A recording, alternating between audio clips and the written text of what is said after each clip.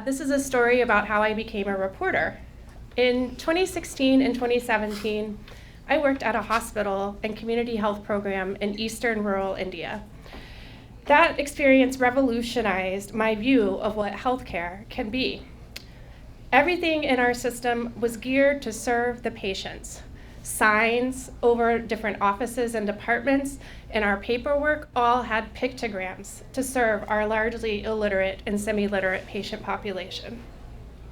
This system proved so effective that many of our village and maternal health workers never learned to read, but could still successfully complete their work shepherding their patients through our medical system.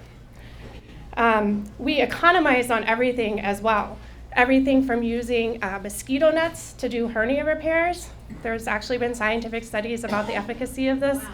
And having teams who washed our gloves with dried bleach in washing machines so that we didn't have to keep purchasing disposable gloves over and over.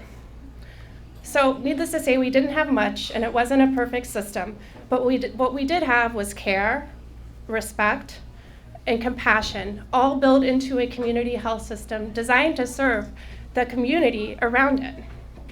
When I came back to Atlanta, I worked in hospital emergency rooms, a hospital that has been mentioned already tonight, in fact, and is no longer here.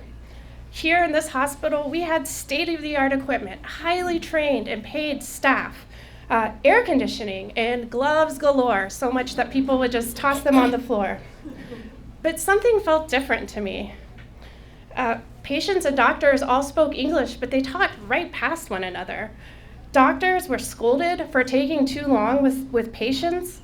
Psychiatric patients and other patients as well lingered in our rooms and our hallways for days because we couldn't find a place to send them.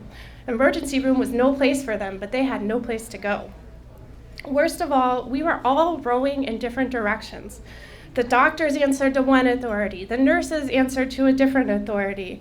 There were social workers and chaplains who appeared and then disappeared, and nobody paid attention to the environmental services team who worked so hard to turn over the rooms so that we could see more patients.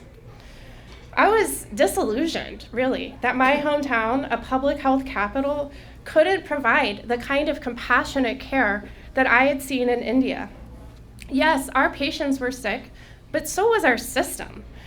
For more than a year, I took all this in and bottled up my emotions, mostly. I shared a lot of them with my mother, though. She took the brunt of it. Thanks, Mom. It was a lot of anger, sadness, and disillusionment. Finally, I had my own aha moment. I put down that bottle of bitter emotions, and I picked up my pen, pledging to write about what I knew. That was more than 5 years ago, and while I can't claim to have single-handedly fixed our healthcare system here in Atlanta, I am proud to be here, still writing about health in my hometown, learning from all of you every day, thank you again, and carrying with me and channeling the compassion and can-do spirit that I learned thousands of miles away in rural India. Thank you.